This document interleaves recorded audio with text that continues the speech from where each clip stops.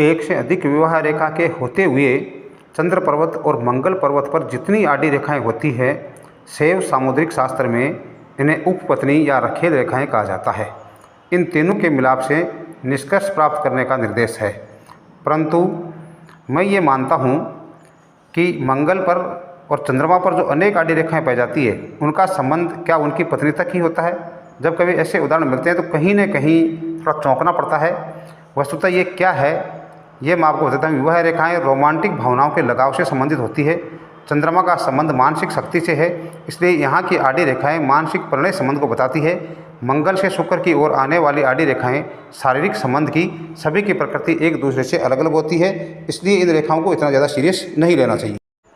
यदि बहुत सी लगाव रेखाएं बुध पर्वत पर दिखलाई दे तो जातक अत्यधिक कल्पनाशील और रोमांटिक होता है तथा दूसरों को हृदय देने के मामले में अत्यधिक उदार होता है। लगाव रेखा की गहराई एवं सूक्ष्मता से जातक के प्रेम प्रसंगों की गंभीरता का पता चलता है। यदि विवाह रेखा प्रारंभ में ही द्विदिशा की हो, आगे चलकर एक गहरी रेखा में बदल जाए तो ये बहुत गहरी अनुरक्ति की द्योतक है। यदि विवाह रेखा अंत में द्विदिशा की हो जाए तो प्रेम भाव कम हो जाता है। ऐसी रेखा वाले जातक जातिका का तलाक हो जाता है। ऐसा न भी हो तो भी संबंध नहीं के बराबर रहता है। द्विदिशा की विवाह रेखा की शाखाएं यदि पास पास हो और दूरी उनके बीच में कम हो तो दाम्पत्य संबंध खराब हो जाता है, परंतु तलाक नहीं होता है। यदि दो रेखाएं समांतर रूप से चलती हुई बराबर लंबाई में हो तो जातक एक ही समय में दो स्त्रियों से प्रेम करेगा। यदि ये दोनों रेखाएं या इसकी किसी रेखा से निकली कोई शाखा इनमें से किसी को काटती है तो प्रेम संबंधों के कारण दोनों में भावनात्मक उलझने, घात प्रतिघात उत्पन्न होती है। यदि इस समय हृदय और मस्तिष्क रेखा पर दोष हो, यानी विवाह रेखा के कटान के बिंदु के समय में, तो जातक प्रेम संबंधों के कारण समस्या ग्रस्त होता है। उसे समांतर विवाह रेखाएं कहते हैं। प्रारंभिक अवस्था में यदि विवाह रेखा पतली हो और फिर मोटी होती चली जाए तो जातक अपनी प्रेमिका अथवा पत्नी को प्रारंभ में कम और फिर गहरा प्यार करता है। ऐसी रेखा किसी युवती के हाथ में हो तो ऐसा ही फल प्रेमी या पति के संबंध में भी समझना चाहिए। चाहे वो जातक पुरुष हो, चाहे वो जातक स्त्री हो, दोनों को रिजल्ट एक ही समझना चाहिए। यदि विवाह रेखा पर दीप हो, यदि लगाव रेखा तो विवाह रेखा पर कोई दीप दिखाई दे तो प्रेम प्रसंगों में कलह और वैमनस्य रहता है। दीप युक्त विवाह रेखा वाला जातक यदि मंगल तत्व प्रधान है और हाथ का अंगूठा छोटा, मोटा और सुदृढ़ हो तो अपराध प्रवृत्ति को बतलाता है।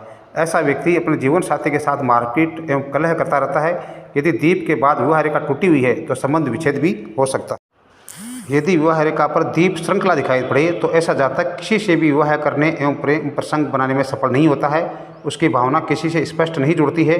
शुक्र में दोष हो, मंगल या चंद्रमा में दोष हो तो ऐसा जातक चरित्रहीन, कामुक और जड़ से मूर्ख आदमी होता है। यदि विवाह रेखा पर कहीं भी कोई क्रॉस दिखाई दे तो विवाह या प्रेम प्रसंग में भयंकर विघ्न आएगा। ये क्रॉस किसी विस्फोटक घटना से प्रेम संबंध में दुर्घटना होने का संकेत है। आगे रेखा टूटी हुई हो तो संबंध विच्छेद हो जाएगा और यदि नहीं टूटी हुई है तो संबंध तो जुड़ सकता है, लेकिन ये समस्या बनी रहेगी।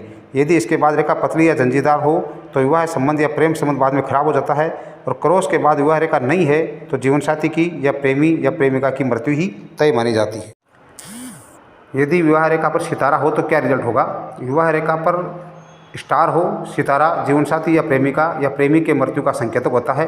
कृपया अन्य रेखाएं भी उस समय देखनी चाहिए। ऐसा नहीं है कि केवल आप उसी एक रेखा से आप अंदाज़ा लगा लो। उसके लिए जीवन रेखा, हृदय रेखा और मस्तिष्क रेखा की स्टडी भी करनी चाहिए। यदि सितारा के बाद भी विवाह रेखा निर्दोष हो तो ये मृत्यु तुल्य कष्ट तक ही बना रहता है।